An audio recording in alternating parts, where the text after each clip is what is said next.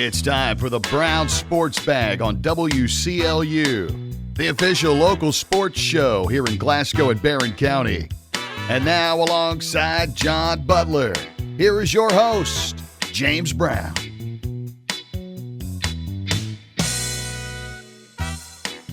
Welcome back again this week here on the Brown Sports Bag, presented by McDonald's of Glasgow. I know it's still basketball season for us because the boys' regional tournaments are still going. The Barron County Trojans play tonight at 6:30 down at Diddle Arena against Clinton County. You can hear that game on WCLU Burgundy. That's 104.7, and then we've got it online too on WCLUradio.com. You can find the Barron County page there, and you can watch the video if you like, because we're carrying that part too. And ironically enough, even as we're talking about that, and by the way, also Caverna plays here in 23 minutes in Marion County. They're playing Adair County in the boys' 5th region tournament. But even as we're talking about that, today's technically the opening day of spring sports, and so we've got softball was supposed to get started today. Well, not Barron's, but Glasgow, but that game got canceled. So they were supposed to play Monroe County, but that game got canceled. And then I think Barron County opens tomorrow with South Warren. And then, of course, baseball. Glasgow's playing at Greenwood today. And we're going to talk some softball. We have Stacy Sutherland in here. He's a longtime assistant coach at Barron County and general around softball kind of guy. I think that's what it is. Yeah. And so we're going to preview the 4th region a little bit. We put out a poll. Stacy does a lot of the legwork for this. We put out a poll on WCLU at the beginning of the softball season. And so in those polls, we do every region, the teams in every region, the top players in every region. And people love it, and they also hate it. Yeah, you get some parents involved, and they get their feelings hurt quite a bit. Yeah. I'm shocked. Me too. I'm shocked. That's why we put that claimer out at the first. It was like, this Yeah. is just a preseason poll. It's just to promote the sport. Well, and the thing about it is the coaches vote in these polls, and the Correct. hard part is just getting them to be involved, especially in some of these regions. Correct. What we found is that it seems like there will be 6 or 7 teams or coaches that vote, and the rest of them are just not that good. Yeah. And then the regions that really care, like I believe the 4th region, they had 11 coaches to vote. And, you know, where the sport is strong, there's a lot of interest. Yeah. Where there's some of these regions, and even like the 13th, you would think would be strong over in the, I think that's London, Somerset area, but they always only like have 5 or 6. So, but this area right here is strong, and it's always the winner of the region always has a chance to win state. Well, this year is certainly the case. Because South Warren is number 1 in the region. I think they had 4 or 5 players in the top 10 of the players. Yeah, and that was just because other coaches, have to promote their own, but they're going to have, I believe, they're legit number one in the state. Mm-hmm. Not really many people will probably be close to them. There will be some other ones. We were talking before the show that I believe I had a friend who umpired their scrimmage last week against Meade County, and he called me after it was over, and he was like, they are loaded. And I said, well, they have 7 kids that are going to play D1 softball. Yeah. And Coach Butler and I was talking, we think there's been 4 in Barron County's history to play any D1 sport, and they have 7 that will be starting. And actually one of them doesn't start. She's a pitcher, and she will rotate. Yeah. So that's how good they are. So I don't know. I think we've seen a trend like this to some degree in every sport in this region, but it seems like there are certain programs that are just landing at the top and staying at the top, John, in every sport it looks like. Well, South Warren, in softball, there's been a rotation. South Warren it's more recent. It was with Penny and Greenwood forever, and of course you had a run with Rick Roberts and Allen, and and things like that. But Warren East was really tough as well. But South Warren, they're going on 4 or 5 years where they've been up there. And those kids are all juniors too. Well, the Hudson girl is about as Probably good of a softball player as you've seen in a long time coming out of this area. Seen a lot of good hitters. Speed, power. She's got great power. And good defensively, good quickness. I mean, she's legit. Big time. Yep, she is big Well, time. and the fascinating thing about her is that she also played basketball, and South Warren was absolutely atrocious during the time that when she didn't play, and they were good when she did. I mean, it was just everything that she touches, she's good at. And she doesn't miss a beat either. Yeah. From transitioning, she doesn't miss a beat. Well, Stacy, so we mentioned, South Warren's clearly the best team coming in the state and makes them the best team in the region, but is there anybody who has a hope against them? Yeah, I do believe Greenwood probably has the best chance. They have 2 girls, I think, going D1. They have a pitcher down there that her name is, I'm trying to think, Abigail Bird. She's going to Northern Kentucky. Mm-hmm. And then they've got a young lady who is signed with South Florida. Her name is Callie Huff. She plays outfield for them. If you can have a pitcher that is dominant in high school softball, you've got a chance. Mm-hmm. And just like last year with Barron,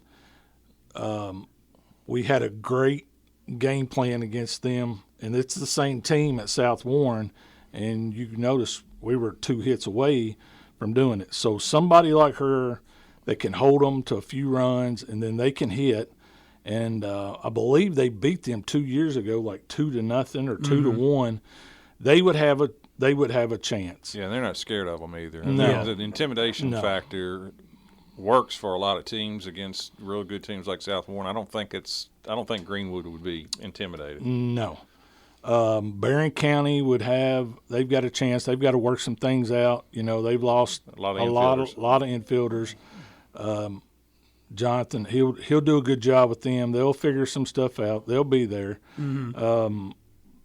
Allen County has got a ton of girls back. They were hurt. Mm-hmm.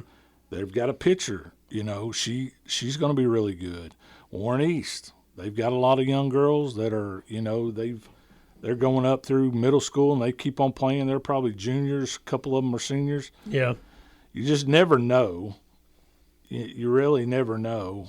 You got Penny back at Bowling Green. You got Penny back at Bowling Green. I don't know about their players, but I know she can obviously That go. team is really young. They have one girl that has Glasgow ties. It's a George Ketchak's granddaughter. She's a Klein. Yeah. And she is That's going Dan to be Klein's really daughter. good. I believe she's a freshman. She's going to be really good. She'll get that turned around. They're going to be pretty good. That group, freshman, 8th grade class, they're pretty good also. Yeah. I guess that's an interesting thing about it is the coaching. Coaching is important in everything, but it seems like in softball what happens is the coach kind of sets a tone for the program, and people it either works for them or they skedaddle on out of there or just quit playing, I guess, some circumstances. You're right. And you also, what's a little different in softball, too, is the ability, in many cases, to coach the middle school or at least to have a strong hand in the middle school. Yeah. Because they play fall, spring, and I think that's a benefit. Yeah, and it seems like once the girls get their driver's license, too, their interests go away a little bit. So you want to make sure your middle school, because there's a lot of 8th graders that are playing now and freshmen, and just like Coach Butler said there, you want to get a hold of them and develop them in the middle school, and those kids there's a lot of good young kids in the region. Yeah.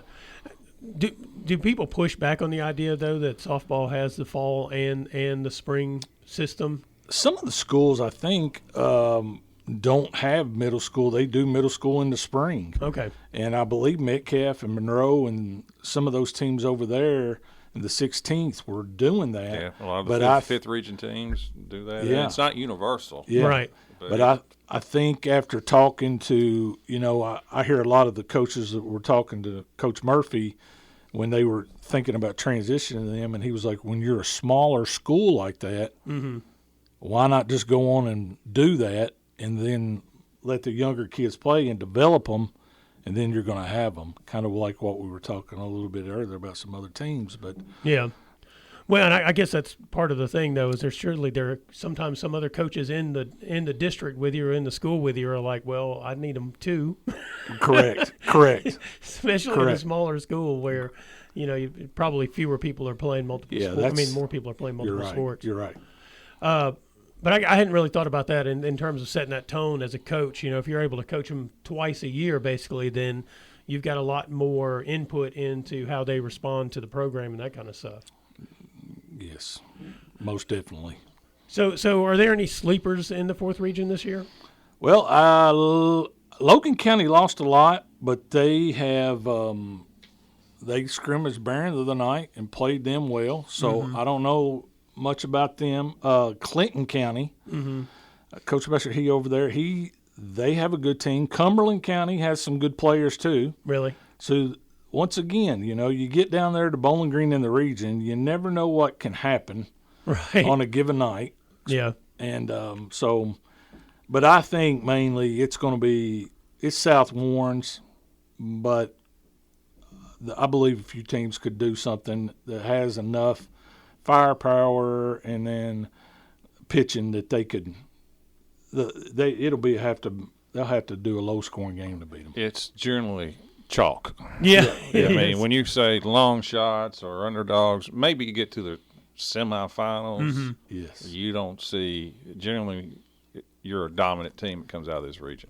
Yes. What's also interesting, too, you're talking about the pitching and having a dominant pitcher, but used to, it was basically it. If you had a number one pitcher that could really get people out, then that was it in the softball game. You're right. These days, the hitting's gotten so much more effective that it's really kind of changed that. So even if you have an outstanding pitcher, that doesn't guarantee you the ability to actually win those games because the hitting's gotten so much better. You're right. You can just look like McLean hit 22 home runs last year. I think that's hit a state record. So hitting's got so much better. When we did at Barron County, when we did a Warren, Coach Cunningham wanted he wanted an all-time career hits list. Well, we went back and we knew like Patrica, she ought to be, but we were like, why are the stats not? I was the assistant coach of the first. Why are they not like that? Well, when they moved the pitching distance that back, helped. Yeah, the hitting went. And it took a while to convert. When I was the assistant in '94 when he went to fast pitch. Right. So you had a conversion of slow pitch to fast pitch. Correct. And pitchers just flat. I mean, it was a big adjustment to be honest with you. So I mean, it's. But the hitting also has taken off at the college level in the last, 10 years maybe, whatever. Now you watch a college softball game, and you don't see a ton of bunting, slapping much anymore. I mean, those girls are raking. No, it's kind of a little mixture. It's a monster. It's pretty impressive. I like hitting, and the game has really changed. It has. It's changed a lot. Yeah, when did they move the pitching circle back? Do you know? Coach, do you know that? Is it 10 years ago? It's been probably 10, it's more than that. It's been about 15. Yeah, because that was a big change. Yeah, I started 11 years ago, and it was okay. So I'm thinking 15 is about right. Yeah, because that would make sense. Because I think the scoring really, like a couple of years after they changed it, the scoring really changed quite a bit in softball, in terms of runs scored versus what it was before. Correct. Which, when I first started covering it, I kind of liked the fact that it was a scrappy game at that point in time. So that's why I did kind of enjoy the scrappiness of the game. I always said too, we got beat in the 1 year that I was a head coach. We got beat in the finals of the region by Allen, 2-0, something like that. And everybody goes, "That's a close game." I go, we could have played 20 more innings, and I don't know if we was going to score. It's relative. 2-0, 3-0. That's probably when Kelsey Purdue was pitching. Yeah, that's for exactly him right. Yeah. So it's all kind of relative sometimes. It was like soccer scores at that time. That was a good game. It was 2-0. No, they controlled the ball 90% of the time. It wasn't that close. Yeah, it was low scoring and so forth. But there was strategy too. But still, the hitters are just so much better. I think they train more. Softball is like most every sport. And right now, you can play year round. It's year round now. Yeah. There was no really outside of Bowling Green, nobody had indoor facilities. Yeah. I mean, nobody had any of that stuff.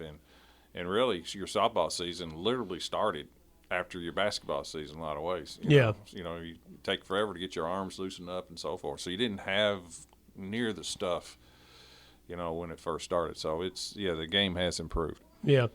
Is there anybody around the state that's knocking on South Warren's door? Who's there's really actually going to be Assumption is coming. They're coming, I think, and playing Barron here. That'd be a good one if somebody want to go watch some good softball. They're going to be very good. Lexington Catholic's got a great Lexington Catholic has a kid, Abby Hammond. She'll probably be Miss Softball. Signed with UK. Yeah, she signed with UK. Henderson County will be. It seems like that's the ones that'll really stand out. I think North Laurel's got a lot of kids back. Generally, is McCracken and Owensboro, are they all? Yeah, McCracken they'll be okay again.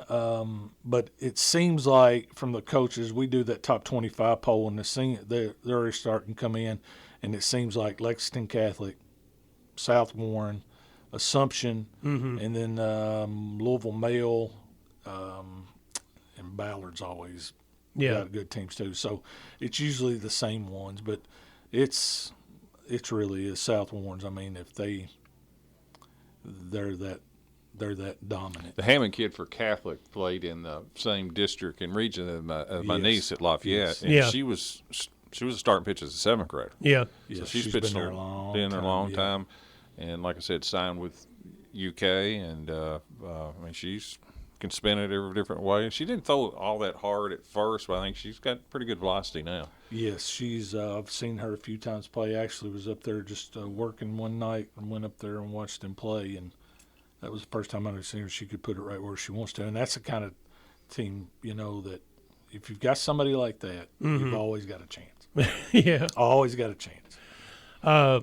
When we're going to start putting out those top 25 polls? We got a couple of weeks until that. They've got to start. The votes have to be in by Sunday night, so we're going to start that. Yeah. Okay. We're going to give them a week to play, and then kind of start seeing how many of them want to vote. Yeah, see how many. We're going to try to get. I think last year we was getting 50. I'd like to get 75. Yeah, and we ended up kind of killing it toward the end of the season because it had died off to like 11 and 12 people voting, and that's not giving you any kind of sample whatsoever. My brother-in-law always voted. Yes, he does. Yeah, he's out though. He got out. Is that right? A lot of new coaches in the state. Yeah, a lot of new coaches, but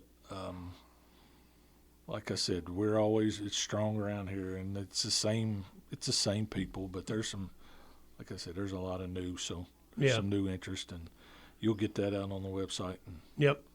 We'll do it. All right. Well, this is the Brown Sports Bag presented by McDonald's Glasgow. We'll be right back to talk about some basketball. Presented by McDonald's of Glasgow, it's back to the studio with James and John, the Brown Sports Bag.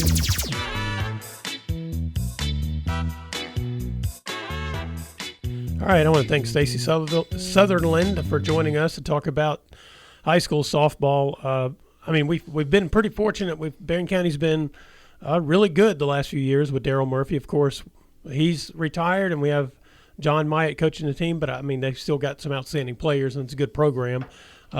Glasgow's starting over with a pretty much younger crew. Katie Arbeck's in her second year. We've had our preseason interviews with all these people. You can find the Brown Sports Bag on WCLUradio.com and listen to those interviews if you like. Let's talk 4th Region Boys Basketball Tournament here, John. Last week when we did our show, you said the thing that Barron County had to do was make shots in order to beat Warren Central. Early. But you couldn't write that on the whiteboard because, that just – you don't want them to think about it. That's right. Well, they did exactly that and then played well defensively throughout the game. I thought the Trojans did, and pulled off what is considered an upset, clearly. Monster upset. One of the biggest upsets probably the biggest upset in the state. Yeah. And defeated, Warren Central, who has just been an obstacle that nobody has been able to get over the hump with other than maybe Bowling Green. Yeah. Bowling Green and Central been in the region finals for, it seems like, 15 years. Maybe Greenwood was the one exception. Yeah, I went and looked this up. So the last time it was 8 years ago. The last time it was not an all 14th district final, and that was Bowling Green and Russellville. And the year before that, it wasn't. That was when Barron and Bowling Green played, and Barron had a chance to win that game. Right. But that was also the last time that Warren Central had lost in the boys' regional tournament. They beat them in the semifinal. No, it's a great win. I mean, it's one of Coach Cunningham's best wins of his career. I'm not going to say it's the best, but it's one of them. It's way up there. 58-44, and Barron got off to the start. Listen, when you are heavily underdog, now remember Barron lost to Central early in the year by 30. Yeah. And when you are a distinct underdog, you can watch these games coming up. People who watch the NCAA tournament, teams that are underdog rarely start off bad and then just make great comebacks to win. Right. You just don't see it that way. Yeah. The upsets occur when the underdog gets off to a good start and they gain confidence, and maybe the favorite tightens up a little bit. And sometimes you just got to hang on, but that happens. But Barron got off to an incredible start. They shot the ball so well. They were 7 out of 20 for the game from threes. But they also made, I believe Barron made 4 threes in the first quarter, three or four, something like that. Yeah, I think it was 4. And led like 13-4 and forced. I told Robert Bauer one time, I texted him, I said, Warren Central has called more timeouts in this game than I can ever remember them in the last 5 years calling timeouts. Oh, yeah. I mean, Coach Unseld called the first timeout of the game, which is rare. The second timeout, then Warren, I think, called one. But he used all of his timeouts to stop runs and so forth. And Barron led wire to wire. I don't know if Central ever led. I don't think they did. Didn't. They got it down to 3. They made one push, and they got it down to 3 in the third. And after that, I don't know if they got it under double digits in the fourth quarter. I mean, maybe got to 8, but Barron was just – I mean, it wasn't that close, to be honest with you. And Tate Spillman was tremendous. He had 17 points. He's continuing his great play that he's had at the end of the year. Cade Hardy, big-time performance, 14 points. And his threes were like at perfect times. Yes. To either stop, run, or to put, or to make a big one like at the end of a quarter or whatever. Bewley and 9 points. Gavin Nunn had a great game. Kid on the bench had 9. Yep. And Barron, it was, stunning to a lot of people, clearly an upset. But, I'll say it again, I really think the success that the Barron kids had in football has carried over. Because it's a lot of the similar playmakers. Yep. Tate Spillman, quarterback, Bray Bewley, receiver, and you had others on that on that team. Waylon Clemens, linebacker, and so forth. So Gavin Nunn was on that team. So I do think the carryover is real. It's a confidence deal. It's playing in big games calms you down a little bit. Right. And Barron went out there and played arguably the best game they played all year, and Warren Central I thought they were shook early.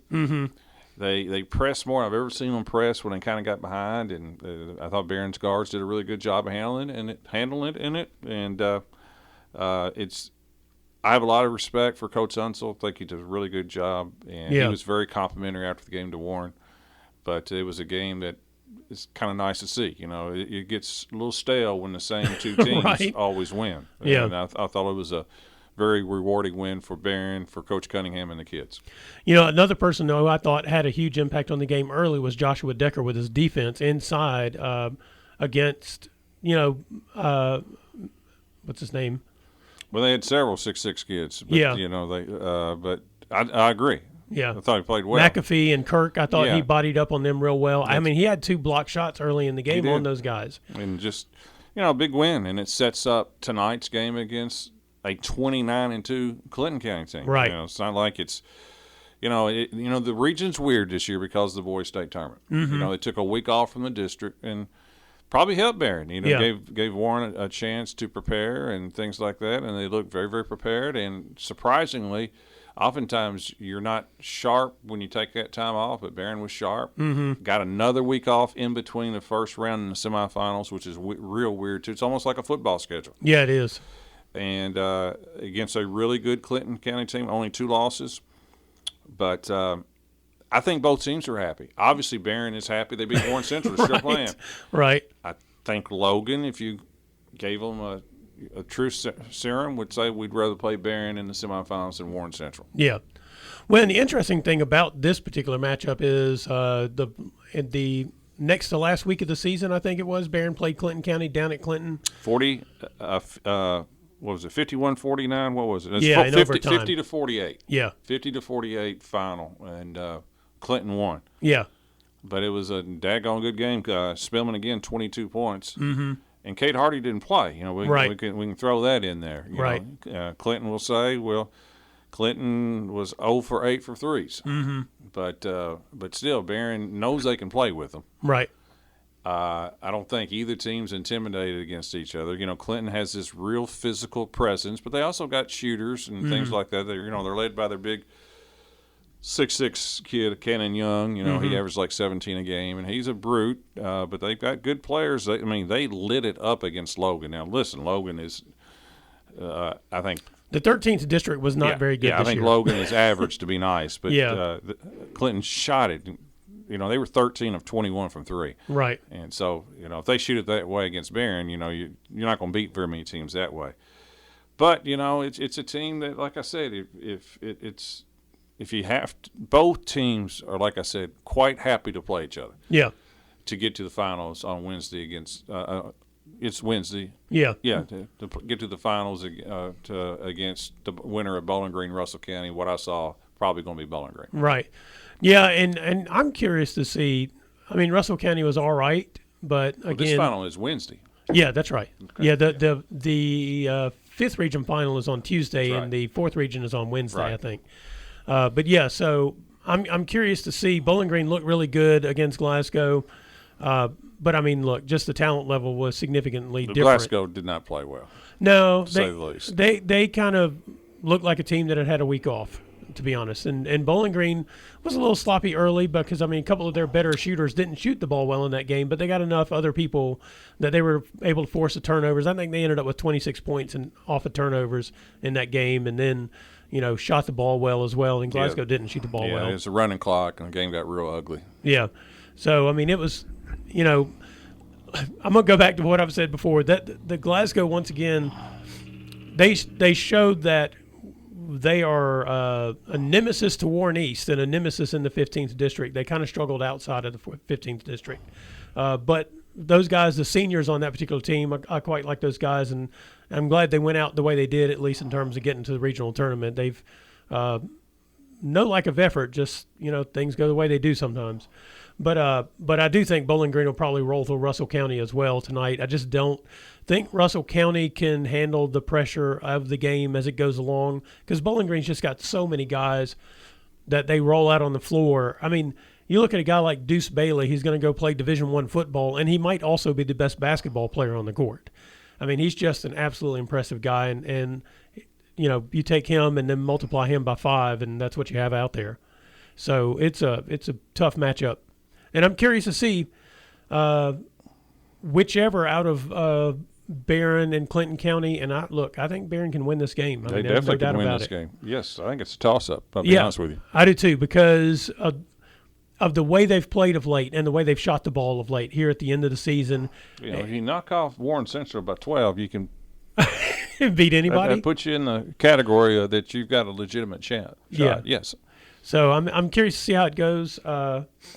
Meanwhile, like I said, Caverna's playing right now at 4:30 in the afternoon, our time, against Adair County in the 5th Region tournament. We'll give you some updates. We've got John Brown up there covering that game. That's another team. I think they can win this game. They played Adair County, I think, also the final week of the regular season. Ended up losing the game by about 15. But I thought that game helped Caverna in terms of the rematch versus Adair. Because as we talk about, sometimes you learn more from your losses than your wins, John. Yeah, I mean, listen, their starting 5 is really, really good. The Martin twins inside. Crane is an outstanding point guard. Mm-hmm. Got Russell Williams, 6'5", whatever. Yeah. Got the Maxi kid. They're starting 5. Now, their depth is not great. Right. But listen, Adair's really good. Adair's the defending regional champion. I think they got the best player in the region. Yeah. Of all. It's not the flashiest, but the Lloyd kid, the point guard, it's just controls the entire game. Mm-hmm. Just so heady, smart, can score. and they've got size too. They've Yeah. got experience, and listen, I mean, can Caverna beat them? Yeah, I think they can, but they better get off to a good start, because if Adair is leading late in the game, you're not beating them. Yeah, they are really good because you can't trap Loy because he will find the open man if they're up late. And then they can also, the big kid can come out and handle the ball too. So if you're pressuring Loy the whole time, from what I saw last week and I've seen before, they will let him handle the ball and create that matchup disadvantage. The one thing going back to what you were just talking about though is with a guy like Russell Williams and Cortavian Maxey, they do match up better with Adair County size.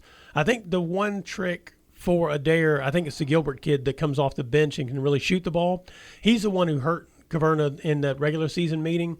They lost him about 3 times in transition, and he hit threes, and maybe that's the thing that they learned is not to lose him. But I do think that depth disadvantage, though, is something that you've got to stay out of foul trouble. That's it. It's just foul trouble. Mm-hmm. I mean, playing 32 minutes, you can do that. Yeah. It's not like Adair's going to press them, so they can handle that. Yeah. It's foul trouble. Yeah. That's what it's going to come down to. Yeah. So we'll give you some updates from that game as we get them before we get off the show here. Anything else on the regional tournaments? No, Green and North Hardin's the other one. Yep, that's right. That's the late one. And I tell you what, I don't know how Greene County managed to win that first-round game against Taylor County. They did not play well. They had 4 people foul out, but Taylor County just missed a lot of free throws. They did. Taylor could have won it at the line twice. Yep. But Green did just enough to win. They got some tough breaks late, I'll just say that. Right. Some calls that were tough, but they overcame them, to be honest with you. They overcame them. But it's a good region, to say the least. Yeah. All right, it's Brown Sports Bag presented by McDonald's Glasgow. We'll be right back. Presented by McDonald's of Glasgow, it's back to the studio with James and John, the Brown Sports Bag.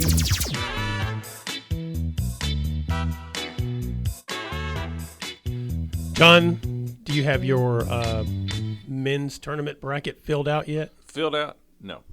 I've looked at it, but I've not got it filled out. No. Stacy and I kind of sat here and did this as we were chatting beforehand, and I came up with Auburn beating Houston. This is not my official bracket. This is my scribbling down on the equivalent of scribbling down on the back of a notebook paper. You know what I mean? Yeah, nothing wrong with that pick. Yeah, but I have no idea. I'll be honest with you. I have no idea who could win this one necessarily. I do think this is a very high possibility that an SEC team could win it. Well, since they got, 25% of the field? Yeah, 14. They have 14. You know why, though? Why? It just means more. Yeah. I mean, that's their slogan, right? I about want to vomit as I say that. It just means more. Does it? Yeah, it just means more. That's what they say. It just they're better because it just means more. Okay. Well, I mean, it didn't mean that much to 2 of the teams that didn't make it, I guess. It didn't mean as much. That's right. It just didn't, did it? Oh, but you know what? You know what it means if you have 14 SEC teams in the NCAA tournament? Most of them will be gone by the end of the first weekend. Well, I mean, that's just numbers, right? Yeah. I mean, they're going to play each other too. Yeah. I mean, the conference is great this year. Yeah, it I is. mean, in all fairness, it's a great conference this year, despite some of the rhetoric or whatever. But yeah, I mean, it's looking forward to it. So when do you fill out what you consider to be your official bracket? I'll probably have it done by tomorrow. Yeah. Mm-hmm. What do you study to fill out your bracket? Oh, I don't do a lot of studying, to be honest with you. I do look at, I've always looked during the year to it, the Ken Palmer ratings. Yeah. I like that a little bit, but it's just, I don't think it's hard to predict. I think it's probably comes down to 5 or 6 teams that can win it. The pathway and all the early round games, it's a little difficult sometimes to find out, though, to be honest with you. But I think that now that the COVID years have played out, I do think you're going to see, probably with the NIL money and the money that can be paid, I do think those middle conferences, non-Power 5, are probably, those days are probably limited. Yeah. So you think UConn's run is over? No, they're Big East. Well, I understand. I consider that a Power 5 conference in basketball. Yeah, I got you. Okay. That makes sense. I was just thinking about all the ones that make all the money off of, the TV rights and all that kind of jazz. Big East is I could consider that. I mean, St. John's is one of the best teams in there. So, I mean, they got major money because they don't, It's in that New York media market. Well, they don't have to pay football either. So there's that. Yes, so yes. that. They don't have to share. Do you think Louisville got robbed as an 8 seed? I do. I was shocked when I saw it. I was thinking anywhere from 5, probably a 6, at worst 7. Mm-hmm. And because, their Ken Palm rating is 23rd. Mm-hmm. They're in the top 15 in the country. Yeah. Despite the ACC being down, they're 18-2 in the conference. Right. They made it to the finals of the ACC. If you're a Louisville person, it just seems like another. It's like taking the title away from them, just like another shot at them. If you're an 8 seed, that puts you like 32. Yeah. Somewhere in there, and it's the only. The benefit they get to play in Lexington. Okay, that's a benefit. But if they win one game, they must be the worst 8 seed, because if they win, they play the overall number 1 seed. So right. It almost tells me they're the bottom 8th seed. And I think it's a little irritating, but it doesn't matter. Once the tournament starts, you got to play who you got to play. But I thought their seed was way too low. Well, especially they made it to the ACC championship game. They lost to Duke, not badly, really. I mean, it was a well-played game for the most part. Yep. Duke is a 1 seed. Yep. I mean, so usually just the fact that you made it through the tournament and got there bumps you up at the on the last day. And Clemson gets a 5 seed, and Louisville beat them twice. Yeah, so, right. Yeah, I mean and beat them in the ACC tournament on a neutral floor too. So I don't know. It's a little disappointing. The conference was down this year, the ACC. Yeah. So that obviously hurt them, but I don't know. I thought it was a little bit. I don't think they got it's a little disrespectful. I'll just say that. So did you think Kentucky would be lower than a 3 seed? I'm okay with that. Do I think I thought they'd probably 4 or 5, especially with their injuries and so forth. I mean, I think the 3 is a little high for how they're playing right now. Right.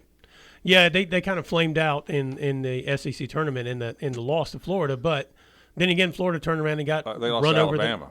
To Alabama, and then Alabama turned around and got run over by Florida. Right. And so Kentucky's got to get their players. They got to get Butler back. I mean, they've lost a ton of players. He's done a remarkable job this year coaching. Yeah. But it's hard to win when you don't have your players. So you said you think there are 4 or 5 teams that can win this. I do. What are those teams? Well, I think Florida is playing better than anybody in the country. Okay. I love Florida. I think Houston's for real. Yeah.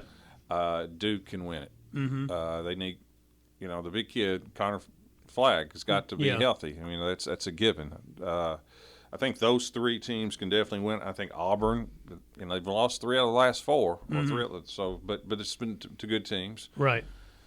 And I would put probably, I don't know if Alabama guard's good enough, but I wouldn't say no to them. I think it's probably the 5. I don't know if I don't think you can go past those 5.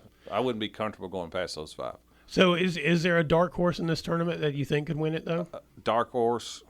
I mean, like UConn from 2 years ago, not last year. They were dominant last year. I don't think so. I mean, St. John's is going to be up there, but they're not a dark horse. They got Patino or a 2 seed. Yeah. They can't be a dark horse, right?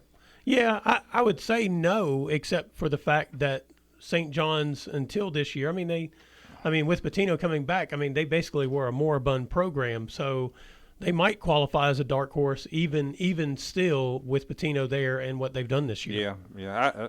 That's about. I don't know. I think St. John's will go. I think they are a Final Four team. I just don't see them winning it because they don't shoot it good enough. But I think they got the best coach in the country. He's proven he might be the greatest coach of all time in men's college basketball. I agree. Michigan as a what are they? Michigan's a 6 seed. Yeah. Their new coach was the coach down at where were they? South Florida, not South Florida, that made the Final Four a couple years ago. Where was he? South Florida? Yeah, that's right. It was South Florida, wasn't it? The Running Bulls. I don't think I don't know. It wasn't South Florida, but anyways, one of those. It wasn't FIU either. It was one of Florida Atlantic. That's FIU. it, Florida Atlantic. Yeah, and they got 2 7-footers, and they play a little. Very few teams go up against 7-footers. I throw them in as a chance to go deep as a 6 seed, even though it's Michigan. But I don't see any of these smaller teams that have a chance to win it or anything like that. No. Yeah. All right. Well, we're going to take a quick break, and then we'll be right back here on the Brown Sports Bag, presented by McDonald's of Glasgow. Presented by McDonald's of Glasgow, it's back to the studio with James and John, the Brown Sports Bag.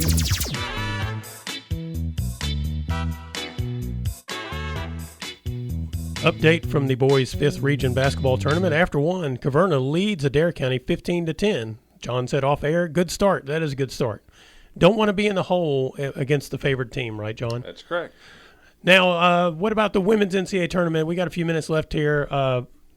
Who's going to win that? I mean, South Carolina's been the team to kind of deal with the last few years. They'll be hard to beat. They're not the number one overall seed. That's UCLA. Yeah. UCLA's got the 6'7" kid. South Carolina's kind of taken it a little bit on the chin compared to what they've been this year versus the last few years. They took one big loss to UConn. Yeah. Yeah, and UConn is not even number one seed, but they'll be tough to beat. They've got all their people back. USC's got one of the best players in the country, Juju. And Texas is the other number one seed. The SEC got 2 1 seeds as well in that one. So the winner will come from those 4 plus UConn. Notre Dame has kind of fallen apart late in the year a little bit, but I really think those 5 is probably where the championship's going to come out of. And both Louisville and Kentucky are in that tournament. Yeah, Kentucky gets to host. They host Conference USA champion Liberty, by the way, in Lexington on, I think they play Friday. They either play Friday or Saturday. Louisville goes all the way to Fort Worth. They're in the TCU bracket, and they play Nebraska. And if they win, they play TCU, who has Haley Van Lith. They did the same thing to Louisville last year. They sent them to the LSU bracket. Yeah. Because Haley Van Lith was at LSU last year, but Louisville lost the first game to Middle and didn't get a chance to play. So it's really weird that this keeps happening this way. Yeah. The girls' state tournament wrapped up on Saturday. Sacred Heart won it as expected. I think they beat George Rogers Clark. Was it 65-60 in the championship game? Yeah, 5 straight. But they were in trouble. They were down 3 with a minute to go. Yeah. They made – it's odd to be down 3 with a minute to go, but they made 8 of 10 free throws down the stretch. GRC made a couple of costly turnovers, but they had them. When you're up 3 with a minute to go, then you're in. That's where you want to be. But they've lost to them, I think, 4 straight years, either in the finals or semifinals along the way. But it's not the best Sacred Heart team they've had, but still good enough to win another one. Do you think their run's probably over?